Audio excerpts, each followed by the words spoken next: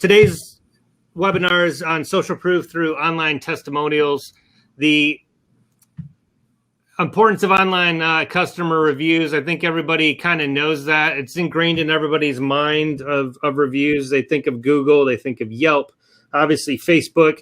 Everything's reviewed nowadays. The review system's an integral part of the BD system for your directory. And everybody wants to try to get testimonials or reviews on their site. So what I'm going to go over today is not necessarily reviews for other businesses, like for your directory. I'm going to go over testimonials for you and your company for your actual directory business or your agency or your whatever business you have for your niche. That's what we're going to go over today. So why testimonials? What's the importance of online customer reviews? Why do we need them? I think we all know this is that, it provides trust, right? Customer testimonials are a great marketing tool because they're basically they're a personal word of mouth reference for you and your company, right? I mean, the testimonials give customers the power to publicly share that positive experience they've had with you and your business, your product or service, and other people are going to read that. People like to, there's some people that just love to give reviews or love to shout their opinion. And if it's a positive opinion about you and your business and you can grab those and provide them to other people, then that's really good. But 72% say that those positive reviews make them trust a local business more. And obviously, that's your ultimate goal for your business and your niche is try to get additional clients. And so the important thing to remember, too, is that your clients are actually looking for these reviews, right? So 90% of the customers read online reviews before visiting a business. And so the customers in your niche directory or marketplaces obviously want to do business with companies they know, and letting people know who else has done business with you is a powerful mechanism that you can utilize on your directory or just other local businesses for generating those new leads and sales, which can lead to a more profitable business for you. And that's really the ultimate goal for anybody who's doing their directory. And so you say, why an online testimonial? And it's basically like getting a referral from their friend. In fact, 88% of consumers trust online reviews as much as personal recommendations. And so it's basically like they're getting told by a friend. And again, if it's even a local business that they trust, that you do business with, it's even more powerful. And you can actually lead yourself to more business. And so the importance of that is when they see positive ratings, and they get that feedback, they're actually going to spend more with your company. So they're on average likely to spend 31% more on a business with excellent reviews than if they had meager reviews or low reviews. So high reviews are always good when you're trying to do that, and those people actually spend more money on your site. And so the real question, too, is it can't just be one or two. You got to have a bunch of testimonials because obviously if there's anybody can get one testimonial from at least their mom, right? So they want to see a bunch of reviews. So this is kind of some stats on the number of online reviews before people trust a business based on some surveys.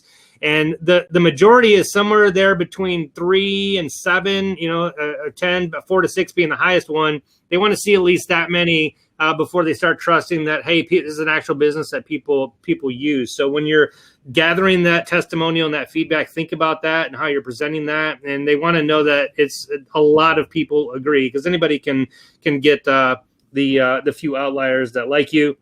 But to get a lot of people that like you, that's harder to do. So people want to see multiple reviews for your business.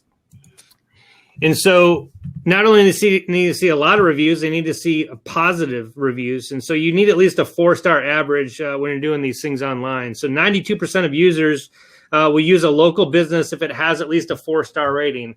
And so obviously it's an average, right? So it's going to be 4 point something. That's the problem. I want to say the problem with these the 5-star ratings that's kind of become ubiquitous, but it's hard to get a 5-star to round up to that. So most everybody's a 4, if that makes sense, at least. And there's obviously words that go with those ratings. But if you dip down into the 3, stars, you might as well be serving rat dew out of the back end of a truck. They're not gonna go visit you, right? They're not gonna go to your restaurant. They're just thinking you're the worst thing in the history of restaurants, or directories in this case. You want to make sure that you have those 4-star averages. But one of the problems with online reviews and just any other systems, and I think anybody having the directory would realize this, is that it's hard to control those ratings, right? As soon as it starts dipping down, or something happens, or something negatively affects an opinion, or something goes bad and it wasn't your fault, you just start getting that avalanche of things showing up online, and it dips down. It's hard to get that back up, because your reputation's kind of damaged. So you want to be able to have a system set in place that allows you to get those higher ratings and only keep those higher ratings for your business. And that's not easy to do sometimes. And so the high reviews and good reviews it's really the purchasing tipping point, because 72% of consumers will actually take action only after reading a positive review. So if you don't have any reviews, not only are they not trusting the reviews you have because you don't have a high rating, you don't have a bunch of them, you don't have any of them. You don't have anything on your site that's actually providing that impetus, the social proof to push them over to the edge to want to buy. So 72% will only take action after reading a positive review. If you don't have anybody on your site or show how other people have utilized that stuff, they're just not even going to buy. So that's important to put on your website, and to have something for your directory, your business model, when you're talking to clients, to be able to prove the social proof that you are worth your weight in gold in your particular niche, your directory space. So what I want to go over today is the 5 steps to collect testimonials that attract new leads and sales. And so the first one is there's obviously many ways to ask for testimonials, and asking for testimonials the right way to give you the powerful reviews that you attract your ideal clients is the hardest thing to do. But the first thing you need to do, first step in order to collect the testimonials, you need to ask for the testimonials, right? If you don't ask, this isn't the field of dreams. If you build the survey tool, they will not come. You have to ask them. So if people don't give you testimonials, it's probably because you didn't ask. And so we'll talk about the best time to ask for that feedback in a little bit here. But first, I want to go into the 4 do's and don'ts for asking for testimonials. So what you do want to do, you want to keep it brief. When you ask them, be friendly and personable. Obviously, it's usually somebody that you've already done business with, that you know is willing to do it. And be positive on that. You're asking for a favor and showing good business sense when you do that. So don't ask for something in return. Don't ask them to do something that's not honorable. Just be positive and let them provide you with a review a testimony if they liked your service. It also is reinforcement for your branding. Tell them, hey, I'm glad you enjoyed your service. I'm trying to help other people with the service that you enjoyed. I'm trying to help out my branding. And I think anybody who has a business or knows how important that is going to say, yeah, I'd want somebody else to do that for me. So they're going to be more likely to do it for you, and just kind of reinforce that.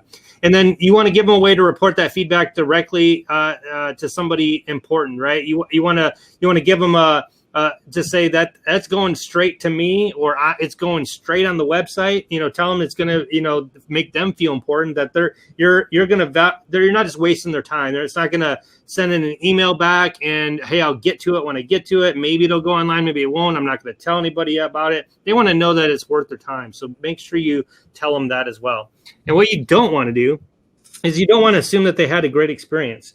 And so encourage them to fill it out, the testimonial on what their real experience was, and don't feel like you're forcing their hand. But the one thing about a pulse or process on these testimonials is you want a way to grab the good testimonials, but not necessarily have your bad reviews show up. And I'll show you how to do that with the service I'm going to go over a little bit later today. But that's really important, because we already talked about the ratings system earlier and why you want to keep that very high. Don't use it to advertise. I just said that before, but don't try to sell or say, hey, I'm gonna profit off from your thing. I'm gonna put since I know you're a famous person in the local area here, I'm gonna put your thing all over my advertising and try to get more business based on your name. Don't do that. If you're going to send the email out to everybody, try not to send it to 400 people at a time where it looks like it's automated. You don't want to make it sound too generic. You want to make sure that they think it's coming from the heart, coming from you. And what I normally do is I just do normally send it for me, personalize everything every time, and it gets a better response rate. And then if you are automating for some reason, like you got a backlog, you got a whole bunch of customer lists that you're just starting out your testimonial, and you want to get a lot of that stuff from them, and you are sending it out via some sort of mailing system, just remember it needs to come from a person. It needs to include their name if you can parse that in there. If you are going to go that route, and then make it at least sound personable. I would just always do it yourself, but if you're going to automate it, make sure you don't do that. So those are a couple of do's and don'ts for actually sending it out. And so while you're asking for that feedback, you want to ask it at the right time. So here are the 4 best times to ask for that feedback. So the first one is right after a project is successfully completed. So you want to request those testimonials from your newest customers first because it's fresh on their mind. If you did a good job for them, you're going to want to ask for that feedback and provide that to them. So I'm gonna prep Rich here because I don't think I've asked him for a feedback, and I'm gonna if he's willing to do it, I'm gonna do it live on the show here, or I don't have to show it to you if you're not comfortable, Rich. But I'll show you the system we're gonna use later, and then I'll have you do it if you're willing to do that. Yeah, that sounds good. Okay, awesome. I didn't prep that either, so I'm glad you said yes. That would have been embarrassing. So thanks, Rich. I'll show you how to do that here in a second. When a customer expresses he or she is happy with your work, you want to do that, right? Obviously, if they're negative towards you or they don't like your product, then they're probably not going to give you a good review. You probably don't want to ask those people. Don't ask everybody just because you don't have any testimonials. You want to ask for the people that are going to give you a good review. And then when you've solved a problem for the customer, right? So maybe they're not a paying client, but you did something nice for them, or you were able to solve a problem. I got some of those on my testimonial thing. They're not a client. They didn't pay me to do anything, but I answered a question for them, or I put an article up on the Directory Toolkit that they liked, and they left a testimonial just because they liked what I provided. So just remember, if it's anybody that you did somebody for, it doesn't have to be a paying client, just if you did something good for them. And then the final one is when a customer says, thank you for your work. So a lot of times it's hard to know if you're not surveying or if you're not getting a good read, or if you did something simple and you didn't know if they were wowed enough to leave a testimonial because you told them where the local ATM was at or something. But if they say, hey, thank you for your work, or say if they seem positive, like, hey, thank you for doing X, that's your inroad right there. Like, well, no problem. It was my pleasure. I am. And then you kind of lead in with what we've already talked about. I'm trying to get some added exposure for what I do or for my business or my portfolio or me as a person, whatever you're doing. Would you mind offering up a testimonial for what I was just able to do for you? You can come up with whatever your wording is or whatever, but if they say thank you, they're probably going to be willing to leave a feedback. So just keep that in mind. So the second step of the how to collect those testimonials is set your system up to get feedback. If you're currently asking for testimonials or getting ready to, you probably already have an idea how you want to do that. There's obviously a lot of ways to do it to get the testimonials from customers and share that information. But the most important thing is not to waste your client's time, because we already talked about, reaffirming that you're going to actually do something with it. It's not going to be wasted their time. But when you're setting up the system, it needs to be easy, it needs to be foolproof, and it needs to be something that they know that they're going to be able to get something out, or they'll have fun doing, or they're not wasting their time. It's not. I see a lot of stuff online for doing testimonials, and they kind of set it up like a survey or a review. A testimonial should not be a 5-segment question and answer, or where you ask them a bunch of different things. It should just be, hey, tell me your testimonial. Here's a blank, fill it in. Because if it's too many steps, they're just not going to do it. And obviously response rate on this is key. There's only so many customers you have. You don't want to have 25 customers and have it be so arduous and long that one out of the 25 submits their testimonial. You want a higher conversion rate than that. So make it simple and something that they can follow to get that feedback. So here's 4 reasons why businesses fail to use those testimonials, or why they don't actually get that. And the first one I kind of already talked about is that it's hard to collect.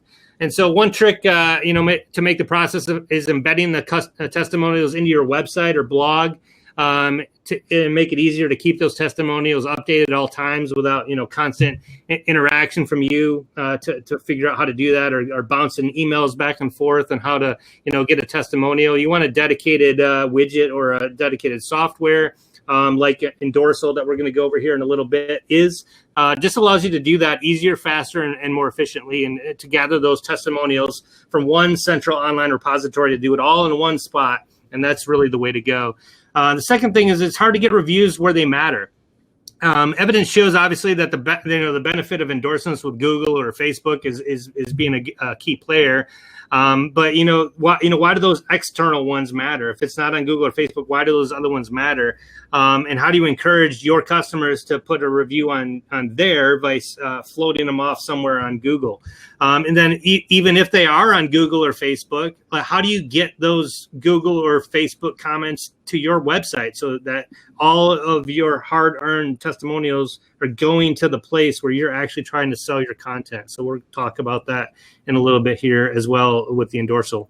And then the third one is that the clients don't have time. And so there's like this moment of truth when you fired off a bunch of, a large number of testimonial requests where your, loyal customers, you say they'll send you a testimonial, they'll do it, goes to crickets and nobody responds. And so is it your fault? And a lot of times it's just because they don't have time. And then, writing a rich testimonial is time-consuming process. Sometimes they want to do it. And again, maybe you have it set up as a 5-step process, and they started it but never finished it because they never even got to the final question, which was the paragraph of the testimonial. So, and the fourth thing is sometimes they don't actually know what to say. Writing a testimonial is harder when they don't have any guidelines or questions to answer, and they just say, hey, give me your testimonial. Sometimes it may be easier because they just haven't a thought about your company and just wanting to put down a couple sentences, but sometimes they don't know what to write. So I'm just going to throw a couple things up on the board here for you guys, and you don't have to use all of these, but this is the tease method. It's going to tease the testimonial out of them. So Rich, you can take notes for when you're going to add up your testimonial here in a second, but what you want to use on these. But, suggest it's something tactful, like write a fitting and considerate testimonial for us. We'd appreciate it. Keep in mind that we're going to show this to others. We're going to put it on our website, and others are going to see that. So don't, obviously, nobody's going to lace a testimonial with profanity, but, keep it, just make it known that you're going to use this. This is valuable, and other people are going to see it. Emphasize, tell them, hey, highlight the strengths or positive experience you've had with our product, just so we can help other people out. We're trying to gain extra business. So let us know what positive experience you've had so we can help other clients out like we did for you. And make it authentic. I always try to tell people, make sure it's in your voice. Don't copy and paste a testimonial from somewhere else. Don't make it sound like somebody, that you're right. I want you to write the testimonial. Make it sound like you, and because make it authentic and heartfelt, because that's what people are going to love. And it's going to be, it can be specific to the job we did, right? But if it's more generic, to just, put the other person in a spot where they feel like that could be them, as opposed to your specific thing. That's always good too, for the customers to know that could apply to them. Keep it short. Obviously, we're going to embed these places. We don't need a 5-page, dissertation on all the things we did for you. If it's that flowing, of a good testimonial, zap that to us in an email and we'll do that. But I just, don't stress out about that. Just put a couple sentences, keep it short and sweet on what you liked about us, get straight to the point, and that's going to make a better testimonial because people are going to actually read that. And then keep it engaging, real life examples, or keep it fun. Don't, again, this kind of comes back to authentic and personality, but just make it fun as well. And that's always something for everybody. So those are just a couple items that people can do. So the third thing is send clients a link or form to post their comments, right? Obviously, depending on what system you use, if you're doing it via email or if you're doing it all online, it may take a different format. But obviously, the third step is you need to get it to them. So here's just an example email reference that you can send out. And again, customize is always good, right? Hey, thank you for purchasing our product. Our aim is to provide all of our customers with the best service and experience. We'd appreciate your feedback. So if you give us a few minutes of your time, it would help us to continue to improve and provide the link to it. And to say your feedback is greatly appreciated. If there's anything we'd like to talk about regarding the services or your products, feel free to contact me directly. So now it comes back and says, now you're giving something to me. I want to give something back to you. If you have anything that you need about our service, it's kind of a follow-up. Hey, get back in touch with you. We'd love to hear from you and help you out with anything else in the future as well. So it's just a demo kind of example. You can personalize it to your own needs. But the third step there is you need to provide it. And so having that process well thought out before contacting the first client is going to dramatically increase the number of testimonials that you get and the positive impact that you can have in your target audience if you have that all set and ready to go. The fourth item here is you need to compile that testimonial from the feedback that you receive. So after you get all that back, now you got to put it into a format that looks good and you can put on your website so other people can read it, right? It doesn't do good anything in your system or your inbox. You got to have it so it's ready to go. And you can put it on your directory so other people can read it and again, try to get additional clients.